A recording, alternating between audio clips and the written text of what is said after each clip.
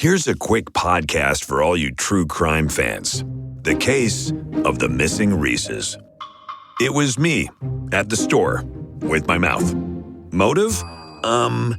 They're Reese's. What was I going to do? Stop myself? Tune in next time to see if I do it again. Spoiler, I will. Wow, that had everything. Reese's, suspense, Reese's.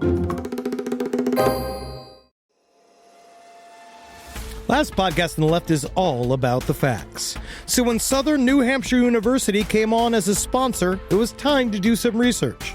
Turns out they offer more than 200 online degree programs, and get this, criminal justice and psychology are some of the most popular. Classes have no set meeting times, and tuition rates are some of the lowest in the U.S. Want to learn even more about SNHU? Visit snhu.edu/last. There's no place to escape to. This is the last podcast. On the left. Side stories. That's when the cannibalism started. Side stories. Yes.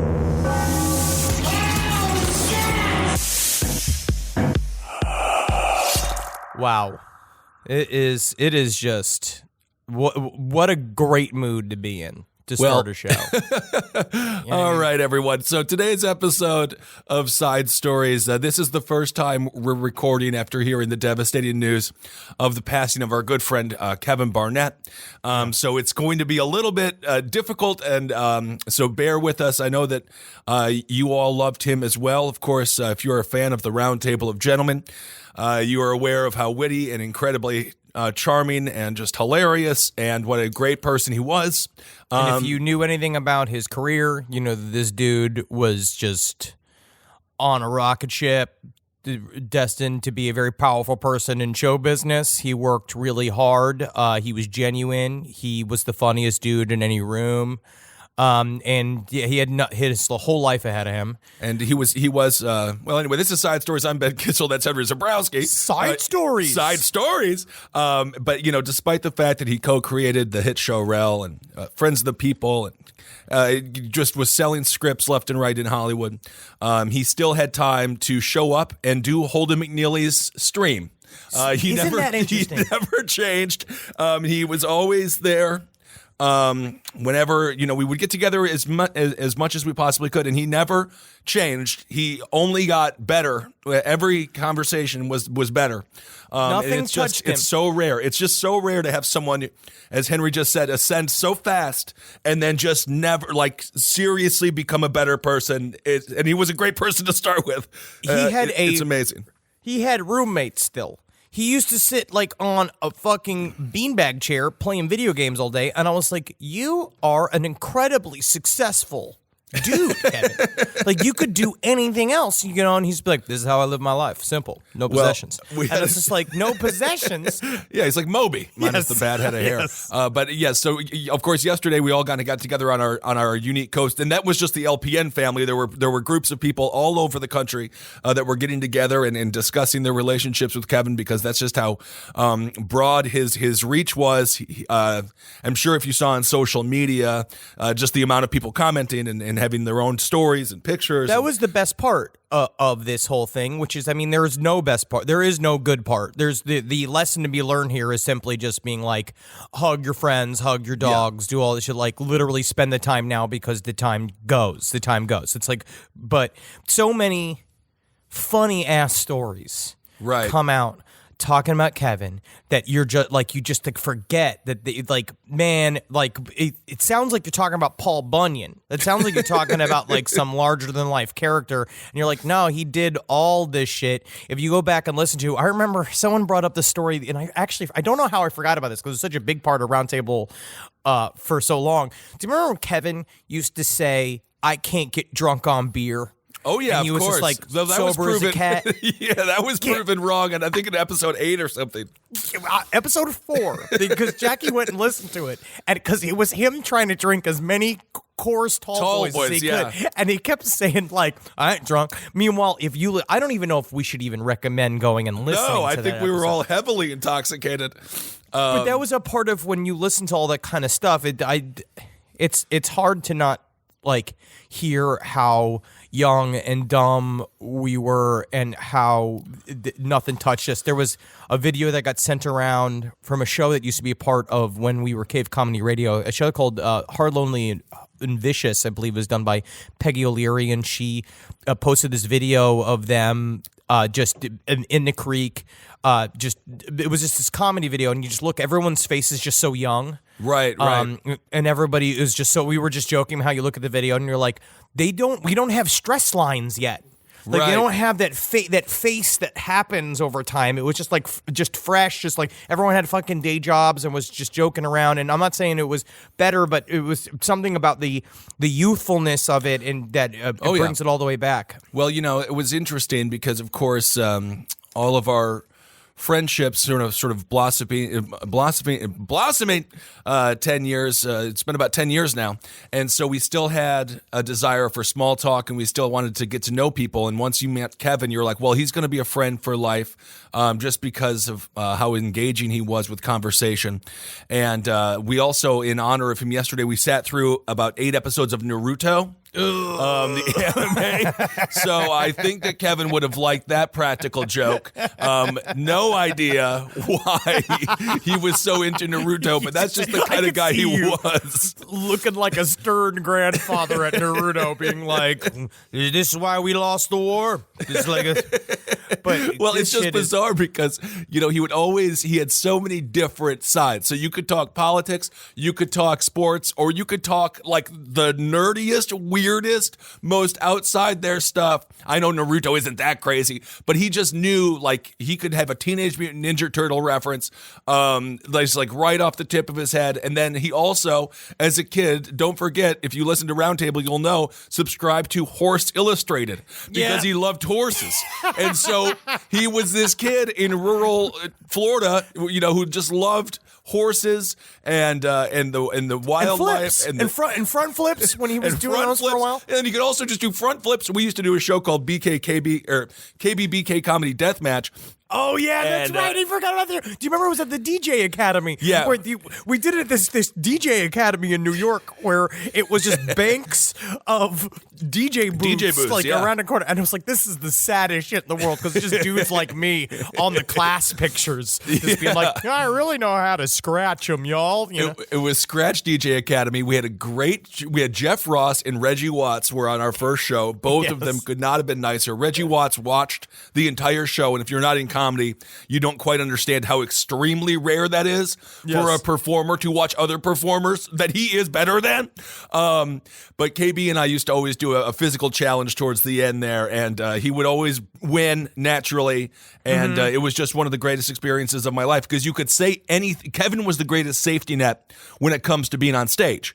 Because you could say anything, and he would roll with it. And even if you did look like a villain at the end of it, it was still just incredible. Yes. Very talented. And that was also that was the night I first tried liquid THC. Reggie Watts gave us all his supply of liquid THC. And we're like, that's why he stayed and watched, because his feet were 2 concrete blocks. Yes, absolutely. But this is just, talk about the worst sort of left field news that ever happens.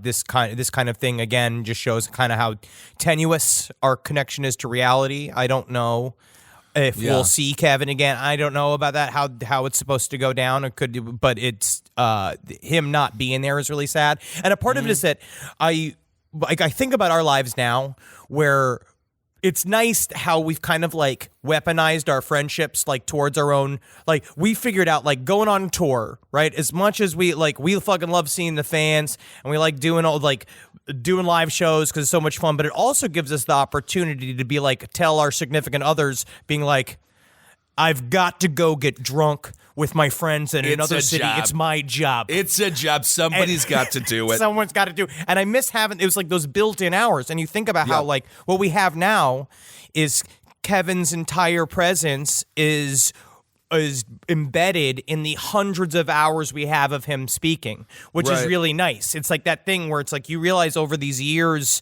of talking in a round table together with somebody, you've now known someone for thousands of hours. You have become family through being horrible monsters. Yeah. I mean, that is, it is really, that is true. It's great if you can if you can monetize friendships, I guess. No, it's just nice to have the excuse. Exactly, to hang out. We really did. We were just having, it was like, I would call it a boys club, but it's like an extra boys club because Jackie was involved. Because, of course, when it comes to Jackie and Kevin, and she'll talk about Kevin on page 7, their relationship on Roundtable specifically was so freaking funny. Yes. It was like incredible because again, Jackie would just say like horrible like shit. Shit. Kevin, the way that he would play with it was so. I mean, he never had a judgmental bone in his body. I remember we were out one night and I had a couple of BLs and I was screaming at someone, and it's not a big surprise. What happened? I took some Molly out. The guy gave me a bag of it, and I was like, how much should I do? And he's like, do the whole thing. And I was like, all right. I went to the bathroom and I came back. He's like, where's the bag? I was like, I did the whole thing. And then he's like, hey, do you understand sarcasm? And then that night spiraled into, first of all, having to go to the bathroom immediately. I can't imagine what you did to yourself. And then Kevin took me to this bar that was like, because he would go to this place called Tender Trap, which is like a super cool place. And he knew the that's DJ. Right. And is Tender Trap still open? I'm not sure, but he loved that place. And so I'm sitting there, and I just remember screaming. And then at the end of the night, Kevin and I were in the car home, and I don't really remember much. And I woke up the next day, and I was like, Kevin, man, I feel kind of bad. Did I do anything wrong? He's like, oh, no, man, you angered some people, but I thought it was pretty funny. And then the weirdest thing was we were like 2 blocks away from your house in the car, and then you just got out and started sprinting. So I don't know. And I was like, okay. And that was it. Like, and, he was just the most...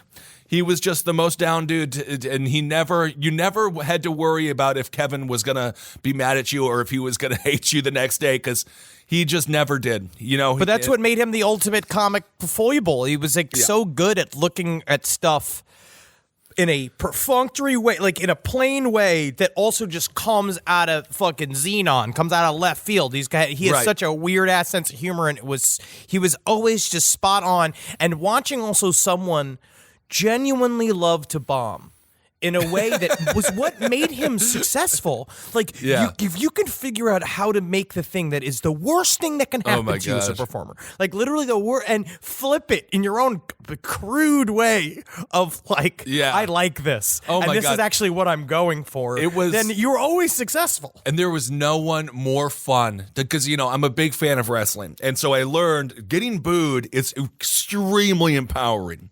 If you are in control of like, I understand why you're booing me, and I did this on purpose. We did a roast together, and I wore a Make America Great Again hat. I did this whole character of like being a fucking psychopath, and Kevin and I were both saying, it was brutal. And the boos that we got, and we walked off stage, and we just laughed our asses off. And had so much fun, and it was How many times did he cast us as KKK members? That's all he cast sketches? You guys. I got cast as a cop in Friends of the People, and you guys were all Klansmen. Yes, we were KKK Klansmen. And him just getting to say, and then I recently also just did, I don't know even legally how much I can talk about it, but I did his pilot for Comedy Central, right? I was one of the cast, like one of the, in his show, and the stuff that he would feed me to say, and you're just being like, you just want me on camera saying this shit. That's what this is about. This is like a psychological game that you want me to say fucking wicked shit. Like, we were doing this scene, and he was just like, yeah, in this scene, it's call me, it's like Workman Dingo in there. And I was just like, I could just stop. I was like, I don't know if I can even say this. I don't know if I can my career, Kevin. No, it was, and the fact is, and we're going to talk about this on all the other shows as well, and hopefully a lot of people have been requesting a roundtable reunion, and I know that's just a small part of his life, and obviously it's just, the roundtable will no longer be the same, but we're all going to get together, or it will no longer be. Well, to be honest, to be completely frank, we were planning it. All of this is like, it was supposed to happen. It was going to be a big reveal. We were really excited for it, but we were going to figure out how to quit and to have things fall apart is the exact opposite of how things should go down. Like, we got it. It's about grouping together and working hard and continuing to put out content because that's all that motherfucker ever did. Kevin worked. Kevin was the hardest worker out of all of us, which is the sleeper thing about Kevin, is how fucking hard he worked. Kevin all worked the time. Kevin worked 13 hours a day. and you think, oh, it must be so fun. The entertainment industry must be a blast.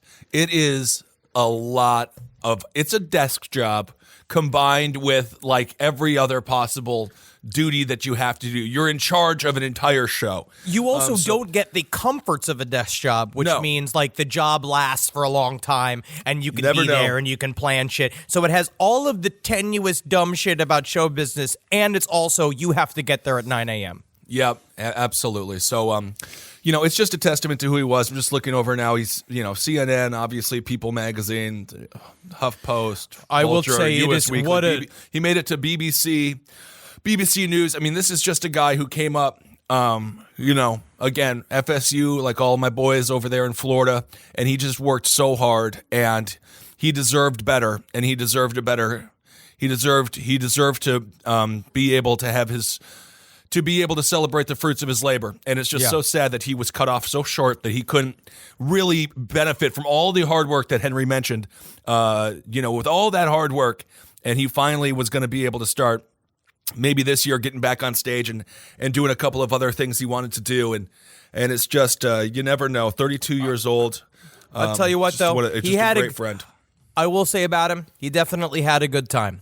Watching him live his life is kind of an inspiration about letting go and having fun and experiencing things and meeting people. He was always in the middle of it. He was always like out there like doing something crazy, like just kind of seizing life as hard as he could. And it was always nice to see. And he always being like, man, I gotta like do more. Every time I hung out with him and talked with him. Absolutely. And of course he was always a great, he was a good, and he was just funny when Henry would say something like "Hail Satan," he'd be like, "No, man," like he would talk about God, he never said that at the end of any shows. He would never say anything he was a spiritual guy in his own right too, and I know that was because of his mother Claudette Barnett. Who, if you get a chance to listen to those old episodes, his stories about his mother and they're just heartbreaks for the family. And I cannot even imagine how much pain they're going through right now. So go back and listen to the Roundtable of Gentlemen. Talk about a trip, though, seeing Roundtable of Gentlemen on CNN. Oh, that's like hilarious. In these articles. Oh, my God. You're just that's like, so funny. I don't even know if you should be pumping this, this fucking hard. So funny. Well, maybe CNN can solve Poopgate. I think that we could solve about it. And honestly, they have the whole 24-hour news cycle. Yeah. So they got a lot of hours to devote to it. Oh, and there's no other news happening right now. So. No, nothing that matters. Nothing that matters.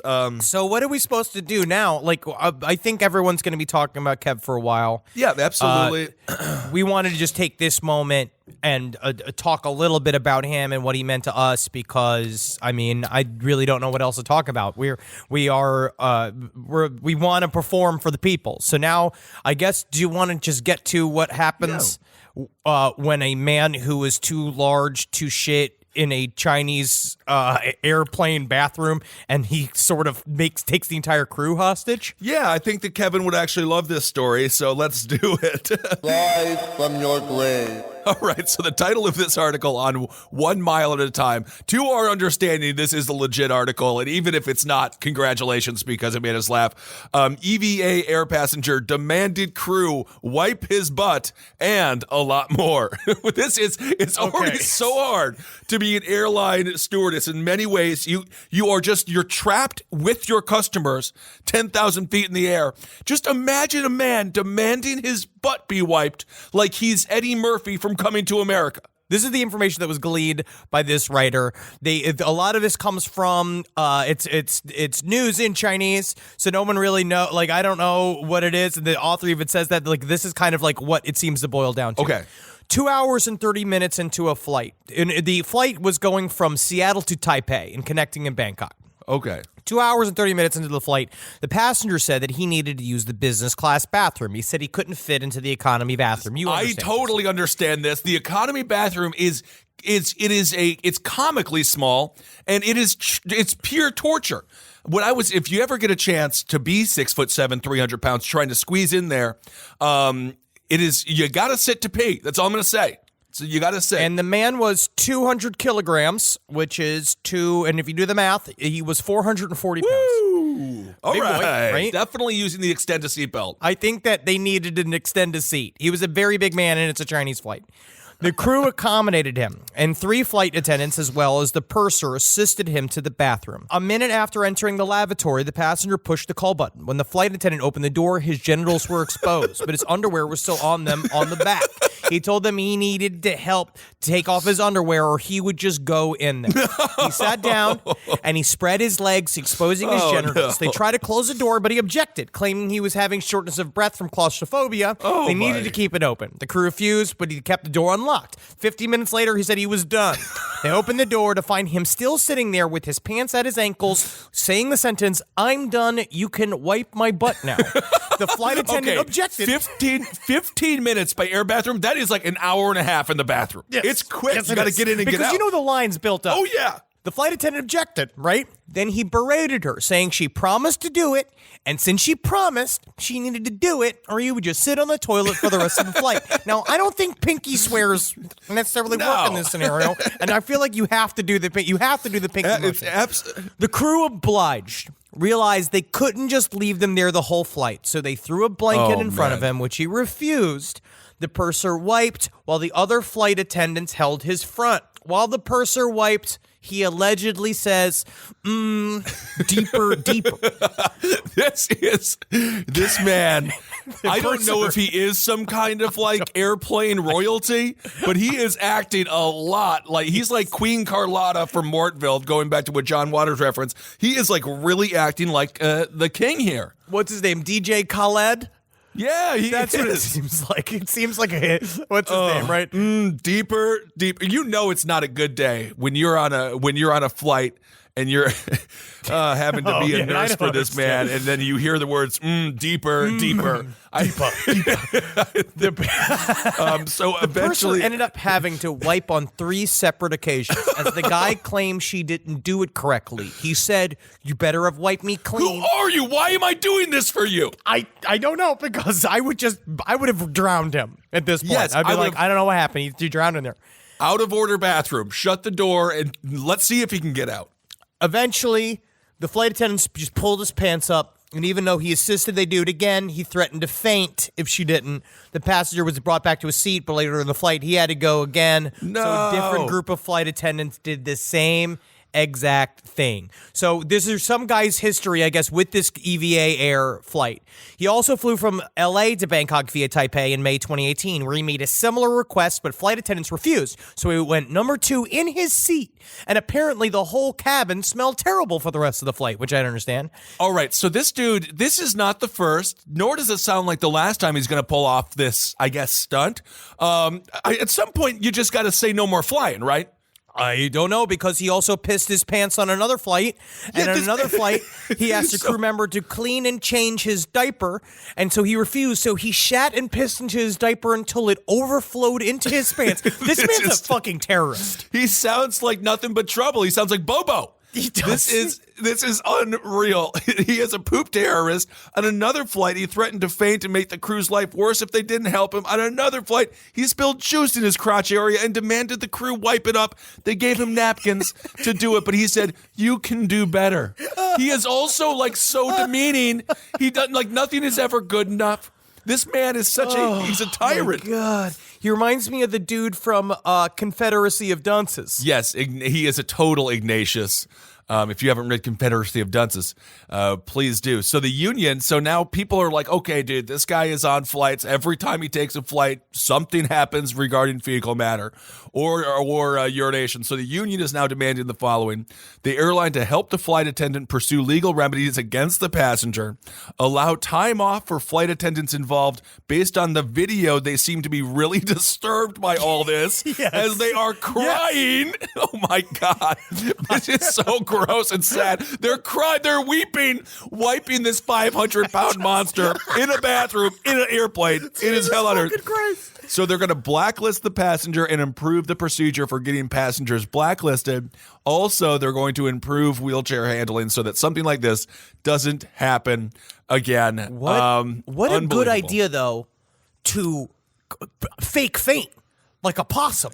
Oh, and so they sure. got to just deal with your body. I got to say, because you remember when the guy went limp? What was it in the United flight where the guy just like fell down? They had to lift him up out. It's a really good way to resist people because Right. it's very difficult to pick up a fully limp human body. Oh, absolutely. So apparently this is, the article continues here, and they're like, well, there might be two sides to this story, but I don't think this really makes it any better. What's the other side? So he said, let's assume he was exposing his genitals because it's only natural to take your underwear off if you're sitting on the toilet. And let's assume the deeper was an actual statement of wiping preferences rather than something he found enjoyable or arousing. It doesn't matter. It is matter. so much. It's disgusting no matter what. Can you Oh, my imagine if God. the idea of their customer service goes so far as that they're being like, technically it was just a note. Deeper. Deeper. Deeper and deeper. I get it. I mean, because then it gets all the way up there. It's all the way up. The big thing is you got to get wet wipes. Oh, absolutely. So we don't know what the guy's motives are. I know what his motives are. Is for have a pretty young flight attendant touch his fucking asshole. I guess so. Apparently, he says he has attention. He wants attention from the young, pretty Asian flight attendants, or does he have some sort of butt wiping fetish? It's clear, no matter what, his expectations of the crew are unreasonable. So They are unreasonable. Yeah, because they really are. They really. That's the way I would put it. I'd say it's what a kooky guy. What a kooky couple of ideas he has. unreasonable. That is to say the least. Jesus. It's all like if he does have he probably has some big baby fetish. I don't know. But a flight is not the time to really be like, let's get wild with it. Unless you're flying like kink.air or something like that. Kink.air. I don't like that concept. You know, like, I don't think that this is the place for you to be enacting all of your sexual fantasies and demanding they go deeper and deeper. Can you imagine that door opening and that man with his dick out, but the underwear's up above his butt and he's pulling it down and him going, I'm done. You can wipe my butt now. Like, he can just be like that confidence. I have never had that kind of confidence in my life. The idea of being like, well, you can wipe my butt now. Like, you just like, great, accidentally, you know, like it's, oh my God. Well, I mean, he should be traveling with a caretaker. I don't even see how, you know, it's hard. Those seats are tiny. I don't see how he even got on the plane in the first place. But nonetheless, rough day, and I don't feel so bad for asking for another. You know, if they cut you off, and you get free Jack Daniels now, and then they say, you know, no more Jack Daniels. You get about 3 or 4 of them. Now I don't feel bad asking for a 5th. You're starting to sound like the alcoholic version of John Panette. Full hour. Oh, man. All right. So that's that tale. I feel bad for all the stewardesses who had to deal with that and the stewards. Never let the man fly again. That's But what I guess said. a part of what's on a plane, you got a captive fucking audience, that's for certain. Oh, yeah. And so they can't really go out of there. It's kind of like when on Always Sunny where they talk about like taking a date on a boat because they'll sleep with you because of the implication, like all of that kind of shit where it's like you got nowhere to go. So maybe you think that like, well, this is where I can really test the waters of human interaction, because if not, guess what, man? I'm going to joker this whole flight. Oh yeah, you're going to wipe my butt, because if not, the group of passengers is gonna wipe my butt. Absolutely, or sit in the odor of his diaper. And also just the sheer Joker-like ability to just being like, I'll shit my pants. Oh yeah? Well, I'll just shit my pants. He's a skunk. Well, you know he's full of it at all times. You're 450 pounds. You got a lot of Duke in there. He's a loaded weapon. He's I'm 170 pounds, and I fucking got a lot of Duke in there. Always ready to rock and roll. When we were on a flight, I forget where we were going to. Maybe it was the one to Indianapolis. The toilet did not work, and a woman went in, and she didn't realize it didn't work until she was done, and then it didn't flush, and she must have done something bad in there because the entire flight, the stewardess was trying to figure out a way to get the water back in there, but the pressure does come back once you reach 10,000 feet. Whoa. It just flushes it right down, just automatically. It's still but I don't know. But the woman's face, I was like, oh my God, you just dropped like a mad something in there, because she was so embarrassed. I know that face. It's a weird sort of like, it's like a lost face, because how many times like I'll go to the bathroom on a plane and like maybe larger than average older woman comes out of there, and she has like a curt little smile on, being like, your turn. And then you like go, and she kind of looks like she's lost. Like, I don't know how I even got to this bathroom or what happened in there. And then you go in there and it was like Dom DeLuise just took a fucking meatball sub inside the fucking toilet, just being like, how does that come out, you old lady? Yep, you never want to follow anyone over the age of 60 in the bathroom. They don't care any longer, and they eat so much flax, and they have their system going on like a next level. It's nasty. But little they know I'm walking in there and I'm batting cleanup. You got old Henry Aaron of the toilet. He's fucking sidling up. Hey, ready all right, to take his moment in the sun, ready for the spotlight. That is a second baseball reference. Look at that. Hey, man. Not bad. I'm growing. I'm trying to be more of a man. It's Hank Aaron, Henry Aaron. All right, well, let's do one more story here. We got to talk about more of these horrible shit. Or you want to talk about this guy, Alexander Barter? Yeah, let's do this, dude. Okay, so this story is truly disgusting. Thankfully, Thankfully, they got this guy before he could do anything. A Texas man arrested after allegedly plotting to murder and cannibalize an underage girl. If you get a chance, take a look at this man. Speaking of confused, he looks like 21-year-old Alex Barter. He looks like a David Arquette character. He really does. 21-year after a extreme fighting match or a wrestling match. 21-year-old Alexander Barter placed a post on the dark web for someone to let him perform unspeakable crimes on them. But the person who answered was an undercover agent. It always is. It's always an undercover agent. Thank God. So 21-year-old dude, he's now behind bars for an undercover sting. He's planning to do horrible things and eat a young man's daughter. Alexander Barter was arrested after engaging in a series of email conversations with an undercover agent with the Texas Department of Public Safety on the dark web. He was charged with criminal solicitation, criminal attempt to capital murder, conspiracy to commit capital murder, and criminal attempt at a sexual performance of a child. Barter and the agent first began communicating after the agent answered a post Barter placed on the dark web for people who would be interested in letting him commit necrophilia and cannibalism on them. I feel like there's more light on the dark web now. I think that you used to be able to get like that would just be like, that's a wild little thing, like Cannibal Cop. I don't know if you remember that story. Yes. But now does the dark web even really exist anymore? Because isn't it like the FBI's on this stuff? I hope so. The FBI's on this stuff. The dark web is just simply the encrypted web, right? You have to probably have a computer that runs Linux. It's an entirely different browser system. You have you log in because imagine the internet, what you see, even Google and all that shit, everything that's openly public to the internet, it's like 10%. It's like an iceberg tip sticking out above the water. And underneath it is the rest of the encrypted internet. The internet can go on and on and on forever. It's completely infinite. But the dark web is interesting because it is a series. There are legit websites. There's also shit that's just more closer to like the bulletin board system of like 4chan where just people post. I don't know where the hell this guy does. Can you imagine being the FBI officer whose job it is to just answer these emails all day? Because part of it is like you're trying to discern whether or not this is just a protracted fantasy or if he really has the stuff to do it, or sort of in a way, kind of like the way they deal with terrorism, kind of like encourage it a little bit. Because this guy, the way that they talk about it. So first of all, you're just making a post saying, I'm looking for a kid to murder and then eat.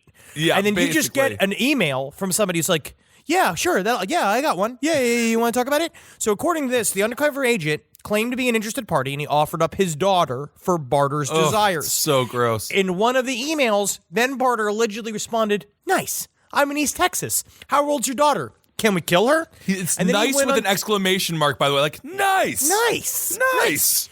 And then he went on to list horrific things that he wished he could do to the girl before and after he killed her. And over the course of several days, Barter and the agent constructed a plan to meet up for a hiking trip. And they would take the daughter to a hotel where she would be assaulted, murdered, and eaten. And he's like, I'm not going to change my mind about this, Barter wrote on October 15th. I really want to do this. As part of their plan, Barter told the father to buy a burner phone and new clothes to wear after they killed his daughter. Once they killed her, Barter told the agent that he should simply return home to Brevard County and say that his daughter had run away from home. But then they just got him. Right, so they set all this up. They saw him. He had a plastic trash bag and a knife. So he Right. had. So then they kind of pieced it all together. They sort of like they built it up a little bit.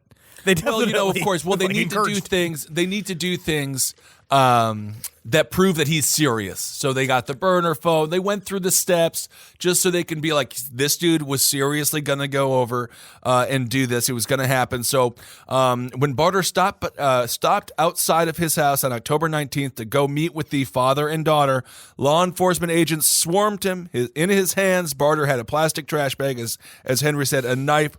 Barter reportedly folded quickly when he was seized by law enforcement and admitted to writing the emails. And this man does not need to be out in public. So congratulations on getting this guy before anything bad happened. It is so scary. It's so chilling to think that it's possible. Tell me, this is a little interesting, because mostly just because I don't want to go all the way through it if you think maybe your daughter wouldn't be tasty. Do you maybe feed her a series of foods to make her meat more is succulent and disgusting. flavored? But I will say the one thing is I'm kind of on the fence about the dark net and all this kind of shit because I do feel like stories like this help it be maligned, and obviously there's a lot of talk about child pornography and guns and drugs being purchased in the dark web. But a part of it, I think, though, is that the dark web is very easily villainized because the dark web could be the last bastion for freedom of speech if all the shit goes down. That's a Well, thing I to don't remember. think anyone's thinking about shutting it down. I think they're They just can't more shut trying down. to catch people who want to eat children. I think that's a good thing. Yeah, I think the that's thing. a good thing. I am just saying the dark net, quote unquote, even as the term or dark net or dark web makes it sound really sinister, but mostly it's just this concept of at some point, if there was ever, I mean, we're in the middle of fucking researching Dr. Mengele and Auschwitz, which was also made this week fucking really fun. But then when you think about the idea of a totalitarian government, like slowly gaining control over the country, and then it might be at some point free speech would be severely limited, especially on the trackable internet, and maybe the dark web would be where you'd go to actually be able to express yourself. Could be, or you're just talking to all FBI agents. I mean, Which I they're do lonely. think they are. All right, finally, we'll just do a quick story here. This is, let's go to Canada. We always like going to Canada. Thanks for all the great responses to our Mark Twitchell episodes. Oh my God. So this is a kind of a lighthearted story. It's such a Canadian carjacking, it's ridiculous. Gun-wielding carjacker offers Albertan her lunch and phone before apologizing and fleeing crash scene. This was in Springbrook. A woman experienced the most Canadian carjacking of all time. The woman was on her way to work driving near Red Deer Airport when she came across a collision between a pickup and a school bus. One of the drivers was standing on the road, so the woman stopped to go out and see if he needed any help. At first, the man didn't respond. She asked again, and that's when he turned further and I saw he had a bandana over his face, the woman said. He didn't say anything. He just kind of groaned and started walking toward my vehicle. That is horrifying. At that point, I knew something was definitely not okay. So I asked him, "What are you doing?" And I started to run back towards my vehicle, and he started running. Then he pulled out a gun. All right. So I just stopped and put my hands up and was like, "It's yours." The man then stole the woman's vehicle, but not before asking a couple of questions. He asked if she had any children in the back of the vehicle. She said no. Then he asked if there was anything I needed, like my phone, and I said yes. If you're going to leave me in the middle of a gravel road, I would appreciate my phone. So he gave me my phone, my purse, and my lunch bag before stealing the car. So he gave her those three things. I guess that's nice. I don't know. That's nice. I mean, he was just taking what he needed. That was what's important. Is he was taking what he needed. That's a part of it that you kind of think about that. Like we did an episode about, we did a story about somebody getting locked inside the donation booth. Remember we were talking about that and they died. Yeah. And then someone, I had a listener also say the illuminating other side of the story is it's really unfortunate that these people go to these links to get free stuff, that they come out of need too. So this person goes, it's like he does all this shit. There's obviously a person in some form of trouble. No, and the thing about a donation bin, it's just rarely are you going to get the best stuff. Yes. You know, that's everyone knows it's the canned corn and then like the toy that like, I don't know, it's technically a toy, so you buy it and then you throw it in there. When we were doing the drive, and we did it for this time too for my friend's place, and all the stuff, when we've been working for my friend's place, that charitable organization here in Los Angeles, they really specifically search for high quality stuff because they are dressing teenagers. So part of it is this kind of concept of being like, if we could get good stuff for them to wear so they don't feel embarrassed. It's not always the bit that you used to do millions of years ago about the Buffalo Bills Super Bowl dynasty that the people in Africa realized, you know what I mean? Like they thought was real because they got all the throwaway shirts. Yeah. So anyway, so this person said, he said, thank you for returning her things. And then he said, I'm sorry. And I said, that's fine. I guess it's just a reaction because he was stealing my car and it had a gun in my face. So the guy says, it's such a Canadian carjacking. And apparently this is a string of incidents. The carjacking was part of a string of incidents police have began to investigate a week earlier. On January 15th, two men stole a Ford F-350, broke into a fountain tire in Drumheller. I have no idea what a fountain tire is. I don't using know. the truck to ram through a service bay door where they stole another truck. So there's something there. It's gone in like 98 seconds. Yes. Basically, it's Canadian gone in 60 seconds, but they're just a little slower, A little slower, nicer. a little bit more like, well, there's no reason to rush. Well, we should just we can ease it out. You don't want to peel out because these are new tires on here, and I ain't made a tire money. No, and so when it comes to the stealing out of this fountain tire, he said my assistant saw it all on his cell phone through the video cameras we have on the site. And then this is according to Joanna Hodgson, owner and manager of Fountain Tire. She said it was a little alarming for sure. So there you go. Indeed, a little Holy alarming. mackerel. Holy mackerel. And we got gas stolen in Delburn. A few hours later, the same truck was what? spotted in a business in Delburn. Where a man was trying to steal gas. I think we need to send troops into Canada to stabilize them. I think that is the lesson to be taken from But this. it's also serious because he drove away in the truck, but before leaving the area, he fired some shots. The man who reported it to us thought there was at least 3 shots fired. There were no further incidents, and there's no suspects yet. So my goodness, I mean, somebody is having a blast. And it seems like they're probably going to have to get caught at some point. I think at some point they're going to end up, it's going to catch up to them. All this fun that they're having. Yes, absolutely. Oh, man. Anyway, so those are just a couple of disgusting stories. Really. It's nice to share them. I guess so. I'm done. Yeah. You can wipe me now. Oh, deeper. So disgusting. All right, everyone. Well, it's a sad week here at LPN and for everyone that is a part of the LPN family. So thank you all so much for listening. And even if we have differences sometimes, it's all good. We're just going on this little ride together. So Life is short. Life is short. None of this stuff really matters at the end of the day. And we just have to be nice to each other. We got to connect to our friends. We got to connect to our friends. We got to let people know that you care about them. You always say, how many people I have in my own life are being like, I gotta make sure I tell him or her fucking I love you. I miss you. It's never too late to reach out. Right.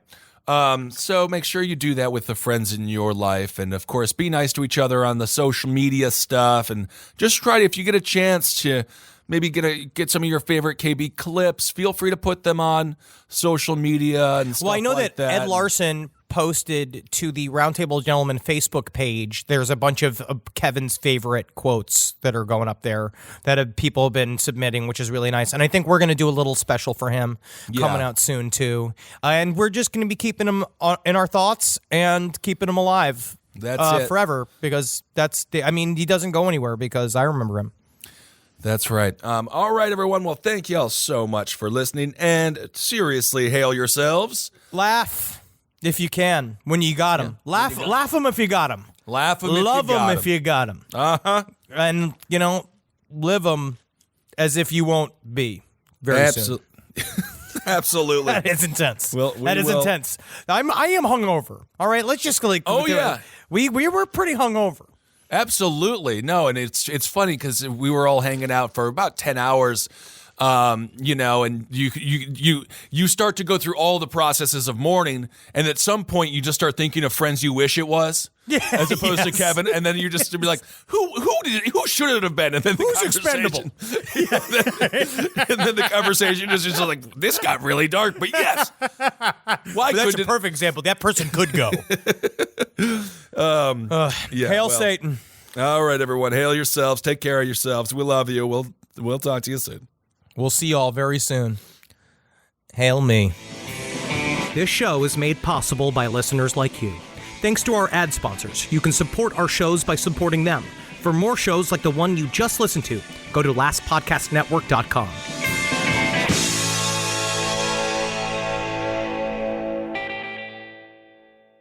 Hey, podcast listeners. Mr. Ballin here to let you know we are now publishing 4 times a week on my podcast, Mr. Ballin Podcast, Strange, Dark, and Mysterious Stories. That's right, you'll be getting 4 new episodes a week covering unbelievable mysteries, chilling true crime, and stories so strange they sound made up. But they aren't. They're all true. Don't miss an episode. Listen to and follow Mr. Ballin Podcast, Strange, Dark, and Mysterious Stories wherever you get your podcasts or on YouTube. This podcast is brought to you by Squarespace. Whether you're just starting out or scaling your business, Squarespace is the all-in-one website platform designed to help your business stand out and succeed online. Squarespace gives you everything you need to offer services and get paid, all in one place. From consultations to events and experiences, showcase your offerings with a customizable website designed to attract clients and grow your business. The best part about it is it can help you design a funnel in which you can very quickly record commercials so that you can get it done while you were desperately trying to get on break. That's the best part about Squarespace. It can really shorten up the time you spend doing things. You got to get in there. Use Squarespace. Man, is it fast. It is absolutely incredible. You're going to love your experience at Squarespace. Head to squarespace.com/left for a free trial. And when you're ready to launch, use offer code LEFT to save 10% off your first purchase of a website or domain.